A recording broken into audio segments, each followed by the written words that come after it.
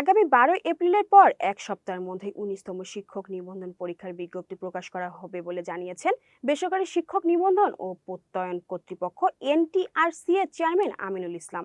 মঙ্গলবার 7 এপ্রিল সকাল 10:30টায় এনটিআরসি এর সম্মেলন কক্ষে অনুষ্ঠিত এক সংবাদ সম্মেলনে এই তথ্য জানিয়েছেন তিনি। এ সময় এনটিআরসি এর চেয়ারম্যান বলেন, এমপিওভুক্ত শিক্ষা প্রতিষ্ঠানে শূন্য পদের তথ্য সংগ্রহ 12 এপ্রিল পর্যন্ত চলবে। এরপর আর সময় বাড়ানো হবে না। ইতিমধ্যে 11,000 পদের তথ্য পাওয়া গিয়েছে। এবার পুরো নিয়োগ প্রক্রিয়া হবে সম্পূর্ণ ডিজিটাল পদ্ধতিতে। আবেদন, সিট প্ল্যান, প্রবেশপত্র ও ফলাফল সবকিছু প্রার্থীরা পাবেন মোবাইলেই। মোট 80 নম্বরের এমসিকিউ পরীক্ষা হবে, যেখানে প্রতিটি ভুল উত্তরের জন্য কাটা হবে 0.25 নম্বর। সঙ্গে থাকবে 20 নম্বরের ভাইভা।